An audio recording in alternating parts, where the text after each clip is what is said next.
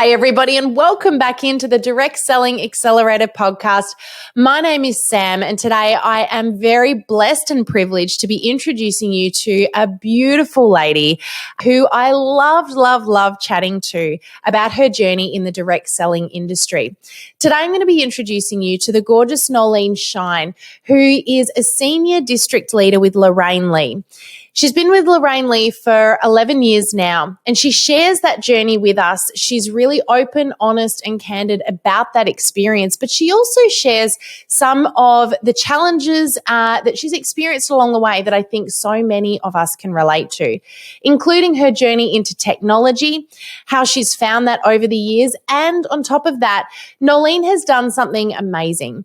She has restarted her business and got herself to a senior leader level twice, not once, but twice. And she shares how that all panned out for her. I know you're going to love this episode. Have your pen and paper ready, because she also shares loads of golden nuggets along the way, as usual. But today, I think some of these could be really game-changing for you if you just stop and take notes. So jump on in, listen. I know you're going to love this episode. I feel very privileged to have been able to meet and chat with Noeleen, and I know that you're going to love listening to her. So tune on in and enjoy.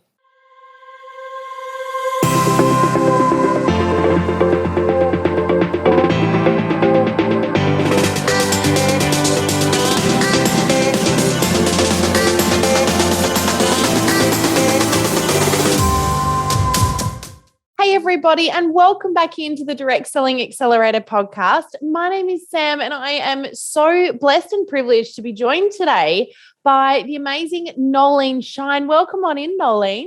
Hi, Sam. How are you? I'm awesome. And I'm really excited about our chat today, but I'm going to start by telling our audience just a little bit about you. And I know that you and I have had a few fun chats, and I'm really looking forward to this conversation today.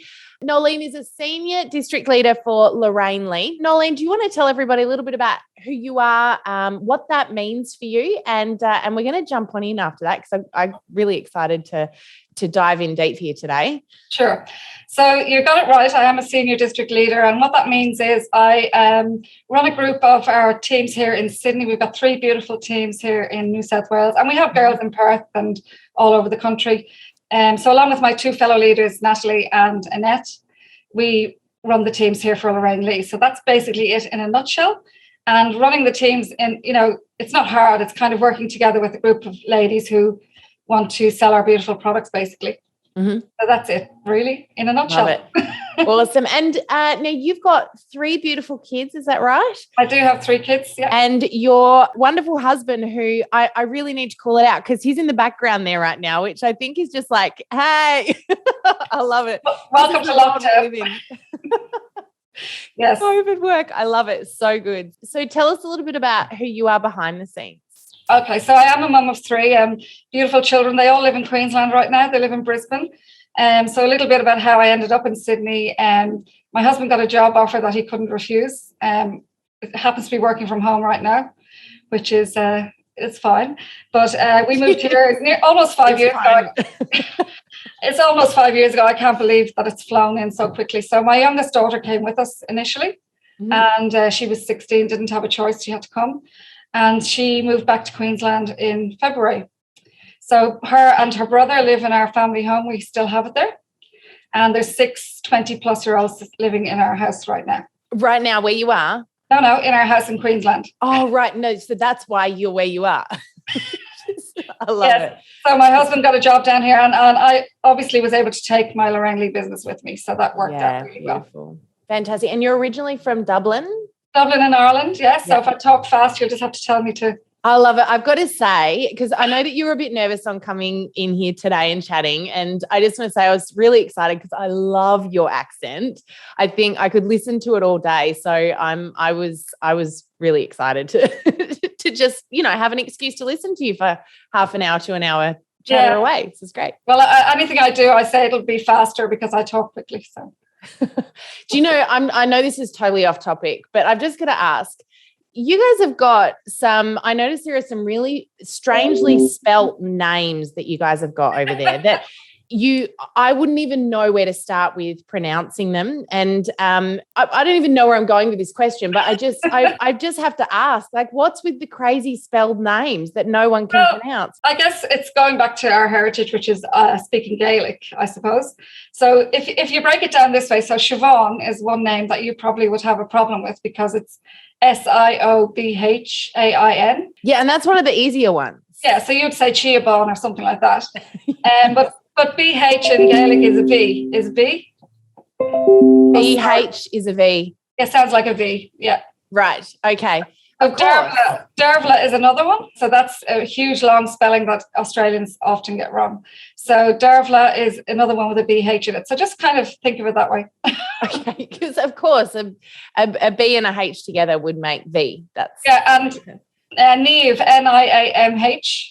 Yes, I've seen that one recently, and I was like, "There's no way I would have guessed that." Well, that sounds like a V as well, so it's a bit weird, really. All right, we should talk about direct selling things. We should cut all that out.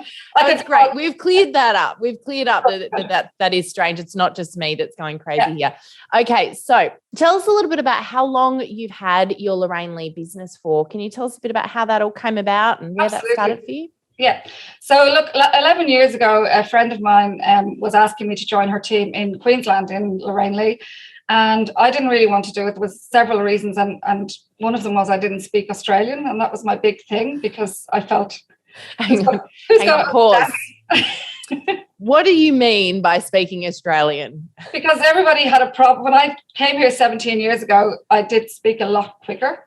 Okay. So back then, I was worried people wouldn't understand me. So right. Yep. I didn't want to do it for that reason. And then all of a sudden, my son wanted to go to a basketball trip in the USA. And we needed $6,000 pretty quickly for him to go. And of course, I wanted him to go and I wanted to get that money. And I said to my husband, okay, I'm going to join Lorraine Lea now. And I'm going to make that $6,000 and then I'm gone. I'm not doing it anymore. Okay. And I got the usual eye roll that you're going to make $6,000. Yeah, that would be great. And all of a sudden, within 90 days, I had that $6,000. Wow. So I was like you. I was going, wow, that was good, And the beauty of that was to be able to tell my son that he could go, and he was so happy. So then I suddenly thought, I could keep doing this and make some extra cash for the kids, for the trips, and for all of that kind of stuff. Yeah. And then move on a couple of years, and I was in a job that I really didn't like. I was working part-time in finance, and I won't go into the details, but there wasn't a great environment where I was working. And so I decided I would do this full-time. So I came home to my husband and said, that's it, I'm quitting my job, I'm going to do Lorraine Lea full-time. And basically that's how it started, with the kind of leadership role and the, increasing my business, because we have a saying in Lorraine Lea, you can do this part-time, full-time, or big time. Yep. So I was doing it part-time, I went to a little bit of full-time, and now I'm doing it big time. So that's kind of how it happened. And, I had some people in Lorraine Lea who believed in me and believed I would be a good leader, because sometimes that belief isn't in yourself. And that's a huge learning curve for me. So having said that, went along and became a leader in Queensland, had a lovely team of girls there, great environment. And then all of a sudden we had to come to Sydney for my job. So we're talking 5 years ago, when it wasn't online. We didn't have Zoom, we didn't have any of that technology really on our fingertips. So I decided to start from scratch again in Sydney. So start as an itty bitty stylist again. And I gave my team to my beautiful upline to look after. Came to Sydney and started from scratch. And I didn't know one person in Sydney, not one single person. So that was a real, shock to me, because I had a huge environment up in Brisbane that worked for me. So I basically, somebody in Queensland knew someone in Sydney, and they offered to do a party for me, one person. But I decided that party was going to be the best party I ever did in my entire life. And I went there with the sole intention of booking. Yep. So it literally, bookings came, and all of a sudden I was back up to leadership within about 6 months. Wow. Let me get this straight. You've not just got yourself to a leadership position once, you've done it twice from scratch. Okay. Yeah. Continue. So I was shocked at myself, to be honest, because I felt, I think in a way in Sydney it was a bit of sink or swim. I did not want to go to a 9-to-5 job. I just couldn't. The thoughts of that was killing me. I just couldn't go back to that. I worked in finance, and figures and numbers, they're not fun. I mean, party plan is fun, and I was having a lot of fun with my parties and a lot of fun meeting people, and it gave me a social life here in Sydney as well. Yep. And I was really lucky in the team I came into in Sydney as well. And lots of these girls are now on my team because the previous leader retired, and I have these girls on my team now. So it's fantastic. But I felt really at home in Sydney, which is really weird because most people leave Sydney to go to Queensland. Yep. And I felt really comfortable here. Yep. And so it kind of I just kept going because I didn't want to go back to 9-to-5 work, and I didn't want to go back to accounts, or finance. I just didn't want to do it. Yep. Yep. Yeah. I love it. So this is actually really, I didn't know this about you prior to coming into this conversation, that you've actually done this not once, but twice. And I think that's, and I'm sure you've heard this before, but that's an amazing feat. But what I think is really awesome is you've got a formula that works, and it wouldn't just work for you. I know that this formula is one that you have spoken to others about. You've shown others how to do. What would you attribute your success in growing yourself to becoming a leader to? What are the key factors for you that got you from starting from scratch to where you are now that anybody would be able to replicate? I don't think about it too much, to be honest, Sam, about what I do. Insofar as it just comes naturally to me. And I guess in natural, in my psyche, I want to help people get what I got. So by doing Lorraine Lea, I got to stay at home with the kids and be a stay-at-home mom. And I got the trips overseas, and I got the company car, and I've done all of that. So I just want other people to have that. And I think when I'm asking someone, would they be interested in joining our teams here, that's what I'm talking about. I'm talking about what can I do? What can I do for you? What could this job do for you? I'm not necessarily building my team, but I'm inviting people in to have what I had. So I think that's the formula, is to be yourself. Yep. And have that top of mind, all of the time. And that's really perfect. I think that probably is the key here. The fact that you've gone in and said, I'm going to be me. And I know that you struggle. We've spoken a little bit about the whole imposter syndrome, and I love that that you come in, you're so real about it all. Can you tell us a little bit about that struggle and that challenge that you've experienced? And I ask this because I know that there are so many of our listeners that feel that very same way. I think it's really good sometimes to speak it out and say, hey, you know what? Like, there are people that are leaders in this industry that struggle with the same thing. Yeah. And I guess I was saying to you earlier that, I'm on the wrong side of 50 here. So I do feel sometimes a little bit of an imposter, that I've had all this success and I don't necessarily, analyze it, so to speak. But when I started out, I certainly didn't feel I should be here. I felt, how did this happen? You know what I mean? And really, when I look back on it, how it happened was I just kept doing what I was doing and doing it again the next day and doing it again the next day. So I just didn't ever give up. And I think when COVID hit, that's when it really came to light, that you just can't give up. So basically, I stayed focused on what I wanted for my life and my family and my kids. And I just didn't give up. And I don't know how else to explain it, really. I think sometimes you're afraid to succeed rather than afraid to fail, because I don't love being in the center of attention. I don't love being on the stage. Mm-hmm. But some of the highlights of my Lorraine Lea career have been when I've stepped outside of that zone and done it. I spoke at a conference a few years ago and literally shaking going up to do it. But when I did it, I felt so good. And I thought, you know what, maybe I do deserve to be here, Yeah, absolutely. And people came up to me afterwards and said, oh my God, I loved your story. It was so like me, or it was so attainable, I think, because I am normal. Do you understand what I mean? Yeah, absolutely. I love that. I think that's really, really powerful. And, I think there's so many people out there right now that are feeling that same way. It's almost, I love what you said about you're more afraid to succeed than you are to fail, because failing for so many of us is just like, done that before. But succeeding is a new thing. And it's pretty amazing to see that you've done this twice and you still say that, because it's like, hang on a second, you're sitting right here, you've done it twice. It wasn't accidental.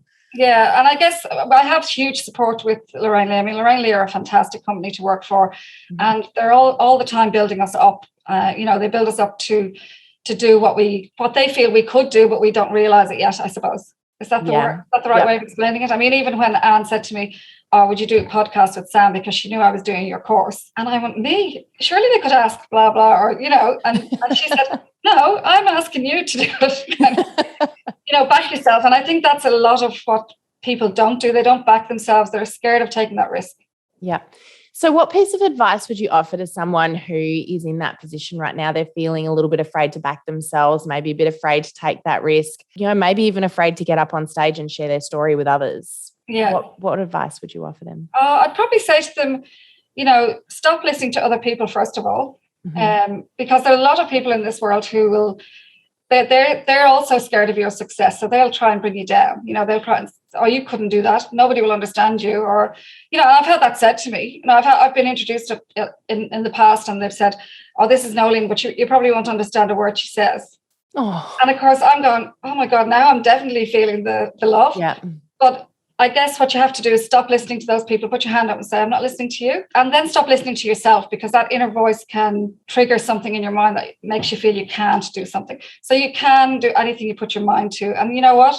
If you get up and you make a fool of yourself, well, people will love you all the more, Yeah. But don't worry about it. Just do it, because the feeling after you do it it's just so euphoric, I guess. Yeah, I love that. And it's really powerful as well. You've got to offer to others. And I think you've said that before. When you got off stage, others said that they resonated with your story. And that's something really important to remember. I know I've had to remind myself of this many times over the years, that it's not always the obvious thing. It's not what you can see and you can feel and you can hear that is why you're doing it. It's those people that needed to hear your message that maybe you never, ever get to have a conversation with, but for whatever reason, they've taken something that you've said and it's done something for them. Or perhaps, you set someone up in a business and you never really know what that really meant for them, but, you might have changed their lives. And, so it's almost like the conversations you never have, which are the reasons why you should be doing it. Yeah. And look, the joy in this business is that when somebody does say to you, oh my goodness, I would never have bought blah, blah, and it could be something really small and simple. But when they say that to you, I'm so glad you offered me this opportunity. I mean, I thank the girl who brought me into this business is still one of my closest friends, and she's not in Lorraine Lea anymore. But I thank her every time I see her. I say, oh, thank God you got me into this business, because it's changed my life. Yeah. She knows that, and we're best friends, and it's great. And I've made so many friends in this business. So it's not always about the money either. Yep, absolutely. It helps. It helps. Yeah. So, Noeleen, I just want to ask you now about the technology side of things, because we were talking before we started our recording today about the fact that, you, like many others out there, have struggled with this whole shift into a digital space. You started a business that was very much about the traditional in-home party business, and then, you've had to make this move. Can you tell us a little bit about that journey for you, and in particular, how that has affected you and how you've adapted to that in the last, say, 18, 24 months? Yeah. So I guess if we roll back to I always have the 1st of April in my mind from last year, the 1st of April, 2020. Mm-hmm. COVID had really, we just come back from conference in February, and Lorraine Lea had launched this fabulous website that we now have, thank goodness, because if they hadn't have, we would have been out of business, basically. Yep. So this new website had been launched. So we were all really busy in the new website and getting ourselves ready for our in-home parties with this new technology. And, I was so excited. And then all of a sudden, COVID hit, and we were no longer able to go to people's homes, basically. So the whole core of our business was ripped out from under us. So I remember waking up on the 1st of April thinking, okay, so 2 things can happen here. I can quit and decide I'm out of here. I'm in my late 50s. I'm not doing this technology stuff, and I'm leaving. And then I thought about the girls on my team, who some have been in our team for over 20 years, in our company for over 20 years, and they're in-home gurus, and I thought, oh my gosh, I can't just abandon ship. I can't jump ship. And it suddenly occurred to me that if I could keep one step ahead of my team, and especially the older ones, I've got lots of younger girls in the team who just technology is easy for them.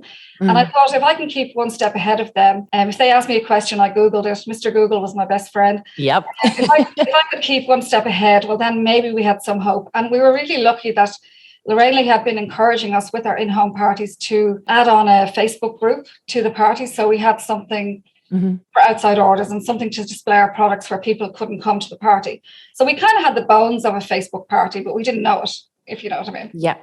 And so on that day, I made a conscious decision. I thought, right, that's it. I am going to work with the company, because obviously they were doing a gazillion cartwheels in the background, trying to keep us above board and, stock wise and everything like that. And they really put us first.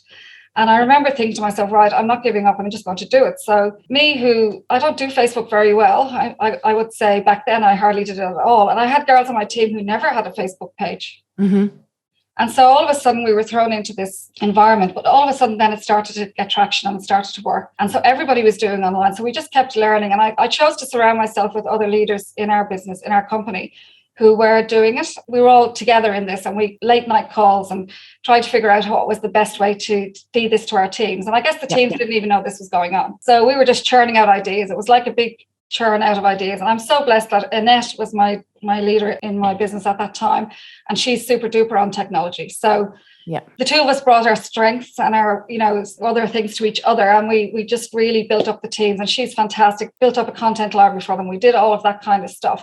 So there were challenges. But when I saw, I won't mention names in this, but one of the members of my team, she's in her 60s.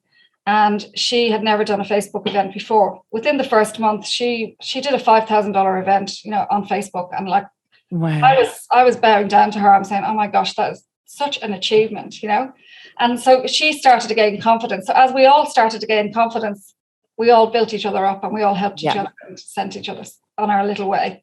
So I guess that was the big shock. But we made a conscious decision to work with it and learn. Mm-hmm. And it's been a huge learning curve. And, that's how I met you guys, I reckon. So it's been a really interesting process for you guys. And I love what you've said about how you just wanted to stay that one step ahead. One of my next questions, and I think you've sort of answered that in this, but I'm wondering if you've got anything else to add is, how do you support your team? How have you supported your team in the last 18 months? Because social media is just part of that, isn't it? Yeah. And look, I guess I'd never done a Zoom meeting in my entire life, prior to COVID. So that was another aspect of the job that we had to get used to. And these people crave, we're in a people business. I mean, we crave having contact with people. So we had to think around ways of getting our meetings going and getting all of that going. So I guess how we supported our teams were we just basically kept in touch with them a lot, and connectivity. We were there for them. If they asked for an idea, we would help them with that, and basically supporting them, motivating them, and making sure they were happy. And even in this second lockdown in Sydney, I think their mental health is more important than anything else right now. So the girls in our teams, we have another leader, Natalie, now, who's in our group, and the girls in our teams often say, we forget whose team we're in because we all work so well together, I love that. Yeah. Group. And so that's what we did. We all bundled in together and we're just looking after each other. And we've got a fantastic, diverse group in our teams. So support them, keeping them happy, training in the new stuff, keeping them ahead of what's happening in Facebook, in the online world, goal setting with them. You can still have goals even if you're not going in home. And really encouraging those who never tried an online event to give it a go. I love that. And I love watching that you're leading the way with that. You're not just saying, here's what you've got to do. You're saying, I'm going to go ahead of you. I'm going to do it and follow me. And I think that's really, really beautiful to watch. And you can tell that you really genuinely love and care about them. So I just want to say that from an outsider, I think that's really beautiful and really obvious. So I love watching that. Well, Annette is a bit younger than me, and she said to me last year, I hope you don't mind, but I tell people, well, if Noeleen can do that, you can do it. She's no spring chicken, So it's kind of funny, but, it's kind of a compliment as well. Yeah, it's a bit of both. It's like a backhanded compliment. Yeah, I love it.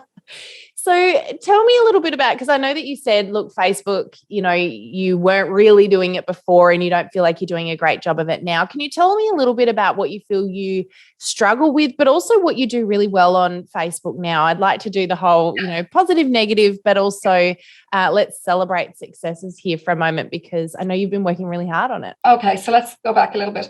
I guess last year we were running on it by the seat of our pants, basically. So we were just selling, we were selling, we were booking, we were recruiting. We didn't have time to think about how we were doing it. So when I look back on my parties from last year, I think, oh my God, it's just like word vomit. It was just spam, it was just products. And I thought, oh my goodness, this has to be fixed, because I was finding that my algorithms weren't great. And we did all about the Facebook train, and I did do some research and I did have some advice last year. And one of the pieces of advice I got was to be successful on Facebook, you need to be doing at least 5 to 15 stories a day. And that wasn't from you, let me tell you. No, it wasn't. And I literally did this and I said, oh my gosh, I live in Sydney in a 2-bedroom apartment with my husband and my dog. I don't think 15 things happen in a day here for me.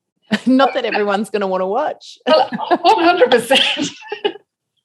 Here's my breakfast, my lunch, my dinner, and there's 3 down. my dog certainly gets fed up of being plunked on products, to be taken a photo of. So, my dog in a sheet set and a dog on a pillow and a dog on a towel and I love it. I thought, I cannot do this. And that was another point where I thought, I'm out of here. I can't do this. I don't want to be, I love watching all of that happen, but that's not me. You know what I mean? Yeah. So I was really searching for some way of being myself on Facebook and promoting my business. And I guess what I was doing wrong last year was completely spamming people with products and we've got a sale or we've got this or we've got that. And then all of a sudden, I think around January, I decided I would look for help, proper help, as in invest money and time in myself and get some help. And I don't know how I came across you guys, but once I listened to your podcast, the very first webinar, I thought, that's it, I'm in, because I think you said something in that about unless you have something interesting to say on Facebook, don't say it. I don't know if that was exact words, but does that resonate with you? Do you remember something like that? I do, yep. And you weren't advocating that you live your whole life. I mean, you give the tips, but you're not saying you have to do this to do this. You're giving the advice, but you're not making us be something we're not. Yeah. Is what I'm trying to say. You want us to be real. And that's what I completely took from your group, your marketing and Oksana itself. And so listen to all your podcasts, and I really resonated with a lot of your podcasts and I really enjoyed them. So I thought to myself, well, this is something I can do, because with those 14 days of posts, and you are leading the way but not telling us what to do. But that's what's changed for me. So that's the good thing, that's the positive. And I can almost, even though I'm at the tip of the iceberg with that, I haven't implemented everything I've learned from you. And I am learning all the time, but I just haven't implemented everything. Yeah. I can see a huge shift in my Facebook, algorithms and my following and my, your engagements and connecting with people. Love it. It's a lot more fun. I used to be fun. When I used to do in-home parties, I was fun. Yeah. When I started with the online parties, I wasn't fun anymore. Yeah. So now I'm going back to being fun again. I love that. That's music to my ears, because I know that one thing that can be really challenging, you've sort of hit the nail on the head with this. With Facebook, we find that people get caught up in what they have to do and, what other people are doing and what they're being told to do, and they lose sight of who they are. Yeah. And in doing that, what happens is it becomes completely transparent that they're not being themselves. So not only are they now resentful and hating Facebook and it's not working, but people are seeing their stuff and not connecting with it because it's not genuine, it's not them. So I really love that you've said that, because one of the really great things about when you are yourself on Facebook and, in your case, Noeleen, you sort of bring a bit of that fun you back, it becomes more enjoyable for you, but people also connect with that more because they feel like, okay, I'm like, this is this person being themselves.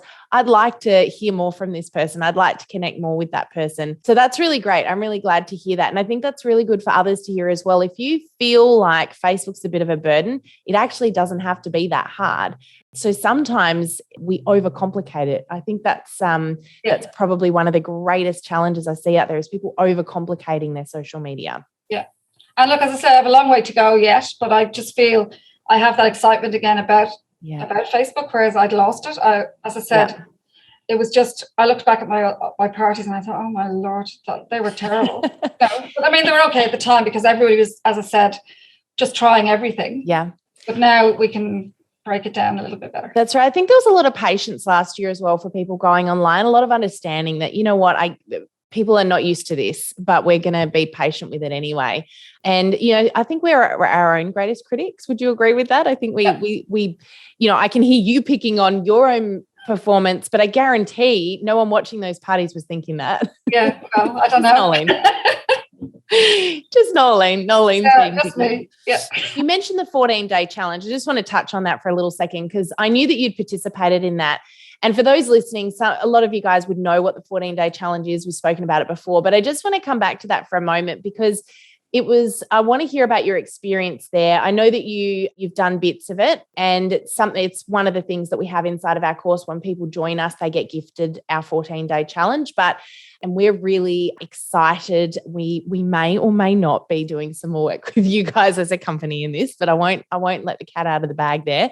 But what I do want to just come back to is Greg and I wanted to help people get some more of those wins on the board that you were just talking about, and actually show people how to implement the type of posts that we know work. So we steered people away from the constant selling and promoting and moved them more into the, hey, this is me and I'm just going to be myself. And I love the way that you described it, where you just said, we lead the way, but we get you to do the work. Yeah. Can you tell me a little bit about your experience with that 14-day challenge, what it did for you, what you learned from it? I just want to get a quick little from you, how you found that process. I'm going to be really honest with you. When I saw that advertised, I thought, oh my gosh, great, they're going to give me 14 posts, And then I got the first email and I thought, oh, this is even better, because I don't have to do what, you said. I can just put my own spin on what you've said. Yeah. So basically, you get the post day one or whatever day you're on, and it says, I don't need to tell you this, but I'll explain how I felt. Oh, I think it's good to explain. Not everyone knows what goes on. I may have taken it up wrong, but it just says, today you're going to talk about your frequently asked questions. So, and you said, think about these questions that you're asked a lot in your business, blah, blah, blah. Yeah. And you had a list of examples. So then you go and you choose the example that resonates with you best, and you make your own post, and all of a sudden, and you give an example of your post in the email. So it's not on Facebook, it's in an email. A picture of your post, and you say, this is what your post should look like. Yeah. And that was gold, because sometimes we're given an idea and we try to implement it and we don't know what it should look like. Yeah. And instead of looking like professional and the way yours looked, it would look like, something not so good. So I really felt those example posts were great, but I also felt it was great that you didn't hand it to us on a plate, because we had to think for ourselves, and it gets that creativity going again. Yeah, I love it. And how did you notice any shift once you started implementing those posts in your page? Yeah, well, I have to admit, when I started first, I was really going strong with it. And I've actually revisited my 14 days again. So I don't know if anybody else does that, but I've started my 14 days again. So if you check out my Facebook page the last few days, you'll notice I'm doing day 6 or day 5. You'll know what I'm doing. But how I felt it worked was I was getting a lot more, even people messaging me, and I used a lot of your posts on my VIP group, which is just private group. Yeah. So they're my little, for want of a better word, guinea pigs, and I used that, and we have a bit of fun in there. So, I put some posts in there and saw how the reaction was better. And I adapted some of them for my parties as well, I have to say. I chuck in there every time, Yep. Even if that question is not something that somebody in that party would ask me, it will make them consider maybe that product that I'm talking about in my frequently asked questions. And the frequently asked question I use a lot in the parties is, I get asked a lot, what's my favorite product? Well, this was my next question actually to you. So that's my frequently asked question, Sam. Yeah, there you go. So we could go to your Facebook page and look at your frequently asked questions to find out what your favorite product is. But why don't you share with us right now, what is your favorite product? Well, as I say in my favorite product post, I say there's so many to choose from, it's really hard. But if you were to ask me right now what my favorite product is, has to be our Supima sheets. So these Supima sheets they represent 1% cotton of the world. So they're quite exclusive and luxurious. And I like a little bit of luxury in my life. And they're just so soft and beautiful. And that's how I describe them: soft, silky to feel. And once you sleep in good sheets, we have a saying in Lorraine Lea that life's too short to sleep in crappy sheets. Yeah, love it.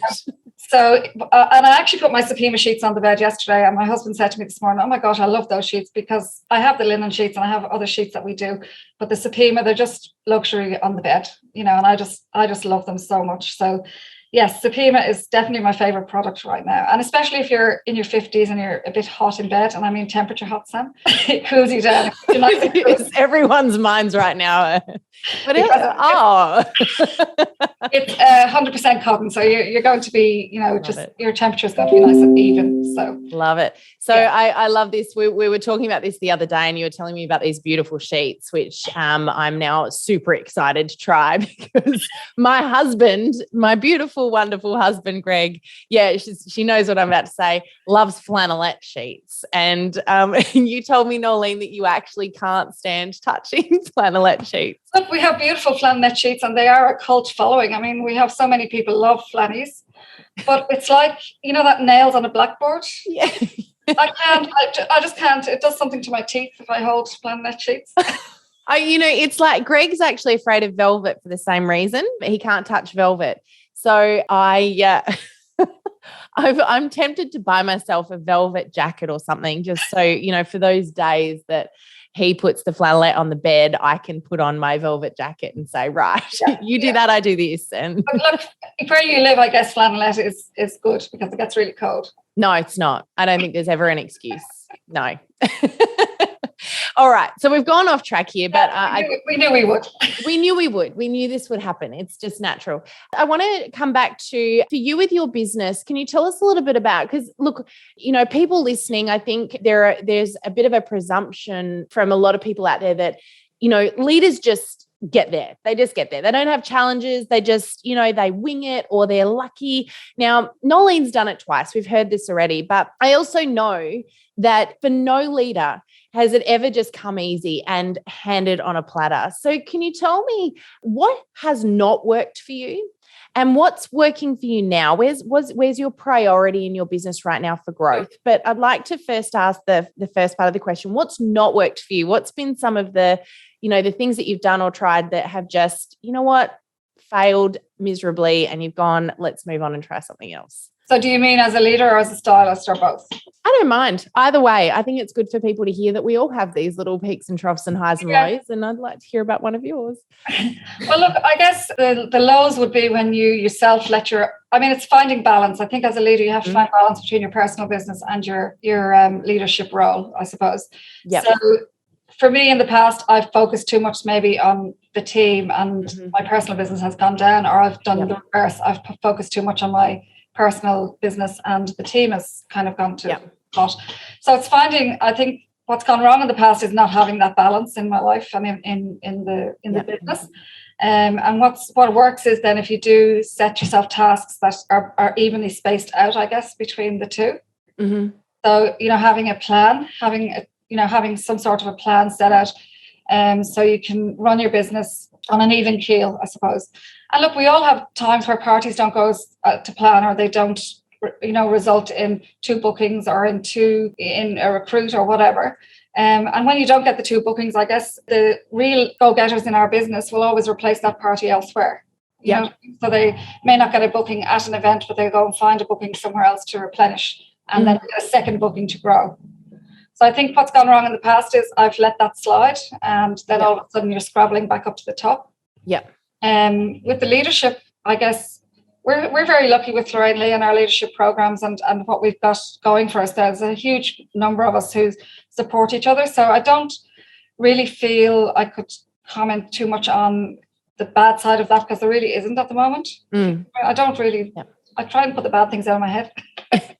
Good. But so I don't know if that answers your question or not, but I think it does. And it actually opens up another question that I want to ask you, actually. I know that you've been really, you've talked a lot about parties and getting bookings. And when you first got to Sydney, it was one of the first things you did was just get yourself that first party. Have you got any hot tips on how to get those bookings, when you're in that party scenario for people that maybe are struggling with that? Oh, I thought you meant creative bookings. I thought you meant not. Well, you can tell us both, but I was specifically thinking you get your one booking and you're at your party. How are you going to get more bookings? What's a hot tip you can give people? Well, the biggest hot tip I can give is, say to somebody when they come to order with you, look, Sam, before I take your order, I can't really let you pay full price for what you're getting. So let me quickly show you how much you would save by having your own event.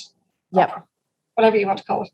And I have a little example of that. I did a party a few years ago in Queensland, and these 2 guys, they were partners, and they came to the table, and one of them said, we're not having a party. Just don't even ask me. Not having a party. Put his hand up like that.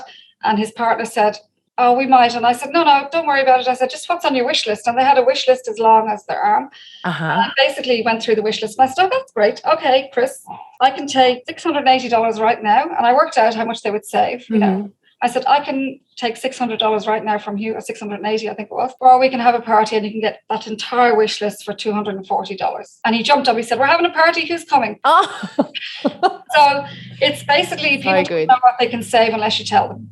Yep. You have to explain to them what's in it for them. Yeah. That would be the crux of how you get bookings. It's about them, not about you. Oh, yep. Absolutely. You know, I want the 2 bookings, but I want I want 2 hosts that are, you know, wanting to have a party and wanting to have a good party. Yep. Yeah. And that's so true.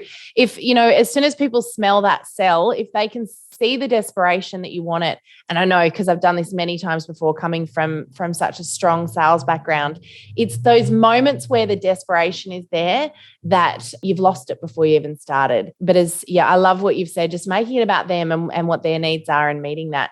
So let's just have a little bit of a look now. Let's come back to the other part of that question. You need a booking, haven't got a booking. Maybe you didn't get your 2 bookings at your party. What would be your piece of advice to get something outside of a party scenario? Yeah. And I guess when I came to Sydney first, I really had to do that because I didn't know anybody. And I didn't want to be that person, like, you know, I used to have this vision in my mind. I didn't want people crossing the road when they saw me coming because I didn't want to be asking them for parties all the time. So I had to be a bit creative with it. And I made a list. I remember making a list. And the first thing I did was I told my husband that, well, you've brought me to Sydney and you owe me to help me to build my business. So get your partner involved. And he actually emailed all of his colleagues in his company when he was at work. And he said, happy wife, happy life. My wife restarted her linen business here in Sydney. And if any of you have a need for anything, blah, blah, blah, let me know because I want to keep her happy kind of thing. And it was a bit of a fun email. And I got some contacts through that. But the other thing is to always kind of have, sometimes we're really shy about saying what we do when we're in party plan. If you have 2 jobs, I might be an accountant and I might be doing party plan, or I might be doing direct sales, they call it now, showing my age. And so if somebody used to say to you, what do? You'd immediately say, I'm an accountant. Yeah. But be proud of what you're doing because this is the job that you can have it all with, if you understand. Yeah. So good. I love and that. What you put into this business, you get out. And, you know, even talking to you, I get goosebumps thinking about what this business has given me. And so I guess I went around, I always made sure I had a catalogue or something. And it's a bit difficult in COVID to do that. But if I was at the bank, I'd pull out the catalogue and I'd say to the girl, oh, do you have a staff room or somewhere you could maybe pop this? I'm new to the area. Awesome. I'm new to the area. Would you mind popping that in? But it's all very well chucking catalogues at people, but you need to have a follow-up plan and go back. So I guess that's where I if I got my hair done in a small hairdressing salon, I'm supporting their small business. So I expect that they wouldn't be too upset if I asked them to support mine. Yeah. I had that front of mind. You know, if I got my nails done, I wouldn't go to different nail salons, it'd be a regular customer. And I would say to them, do you know what I do kind of thing? And we'd have a chat about it. I'd bring it up in conversation. So maybe having it front of mind, and there's people everywhere. And if you offer what you've got, some people will take you and some people won't. And that's okay. Yeah. That's really powerful. Yeah. I love that. And it's so true. It's, you're supporting their business. Absolutely. There should be an expectation that they might not buy from you, but they're going to give you the time of day to hear what you've got to say. And 100%. I think that's really powerful. And then they might have a friend who needs a pillow or something, Yeah. And it's not always about in the moment either, is it, Noeleen? Because sometimes it's about you've now seeded something. When that person in a month's time is thinking, oh, you know what, I've just redesigned my bedroom, or they're talking to someone that says, I need some new linen, or, whatever it might be, the first thing they're going to think of is there was someone I spoke to recently. Now, who was that? And you're going to come to mind. They're going to connect the two of you. But if you've never said it and you've never let them know, they're never going to have the ability to do that. So Absolutely. That's really powerful. Absolutely. Now, Noeleen, one of the things that we do spend a lot of time working on within our courses is identifying who your ideal customer is. Now, you have done a lot of work, obviously, building your team and reestablishing your business over time. Do you have an ideal customer, and can you tell us a bit about that? Yeah, I do really. I mean, it's kind of because of online, I would say my age dynamic has changed a little bit. So it's kind of between 26 and 65, I would think, in age group. And 90% will be women. Yep. Interesting. So yeah, I have identified who buys our products, I guess, and who is our ideal customer and who's my ideal customer. So that would be the broad basis of who's my ideal customer. And obviously people who like home decor, and having nice rooms. I would hate to tell you with my husband in the room how many doona covers I actually have in a 2-bedroom apartment. but it's close to double digits. But you know, you have to identify people who love that kind of product and who love your lifestyle, or who admire something that you have, and they say, "Oh my gosh, I love that Duna cover," or whatever. You know, so it's trying to find them. You know, online it's a little bit harder, and then in some ways it's a little bit easier because you can look at your insights on Facebook. Yep. If you want to, but you know, in real life, I would say, you know, my ideal customer will be between those age groups. Yep. And so we've talked a little bit about the struggle street for people, you know, where they've, you know, they might be a bit stuck right now, some of those issues that people experience, that imposter syndrome, etc. Being that you've been through so many of these challenges, what would be one piece of advice you might give to somebody who was either brand new to the business or thinking of starting a business in this space, or just feeling very stuck right now? Yeah. Look, I think, you know, activity, you have to be active in your business to get some traction. And we have a fabulous resource on our website, you know, for new people who come in, called the Easy Guide. And in there it says to us, do 5 things a day, thrive for 5. So do 5 things a day in your business to keep it ticking over. So 5 contact calls, or, you know, you choose what you want to do. Now, back in the day when I was procrastinating, I used to say, well, I'm cleaning my office, so that's something, you know. But cleaning your office is really not being active in your business. Yeah. You know what I mean? So do 5 things a day in your business. If you made 5 contact calls a day, either by text or messenger or whatever, or a phone call, that's 25 people in 5 days. Yep. So out of that 25, you are bound to get some response or traction or customer or somebody who needs help. And we used to do happy calls, we used to call them. And I would say, do your happy calls, like call your customers that have bought from you 2 months ago and say, how are you going with those sheets? Yep, love it. Because even if they have a problem, that's good. I would rather they had the problem with me and I could sort it out than have a problem with somebody else and tell their friends, oh no, I wouldn't buy that from that person because they don't follow up, or the product wasn't great, or whatever. You know, you need to know your customer. Yep, that's an amazing piece of advice. Yeah, so do your happy calls, and call with no agenda, I find, is the best thing to do. Yeah. Like, give them a call and say, oh, hi Sam, I know you tried out my Supima sheets. How'd you go with them? Oh my gosh, I loved them, or whatever. And I could say to you, well, you know what? In September, they're 30% off right now. Yep. So let the conversation happen, but don't go in with an agenda. I'm going to book 5 parties today. Go in with an agenda. I'm going to look after 5 of my customers today. Yep. So good. And that's so powerful as well. People, again, they'll smell the cells. So when you're going in just to check in, they're more likely to open up and interact with you. I love that. So good. But be genuine about it. I mean, I don't ever ring anyone with the thought I'm only ringing you because I want to. I'm actually genuinely interested in how you went. Yeah, that's fantastic. Brilliant piece of advice there, Noeleen. I love it. So we've got our final fun questions because we do need to wrap up. And as always, we've yabbered on for longer than we should have. So can you tell us what's your favorite book to add to our Accelerator list? Well, it's probably on there already, I reckon. It might be, but I'll tell you anyway. It Starts with Passion with Keith Abraham. Good one. Okay, love it. I'm a big fan of Keith. Yes. I've seen him several times, and I've seen him on your course as well. Yes. And I love him, and he's a lot about belief and confidence. Yes.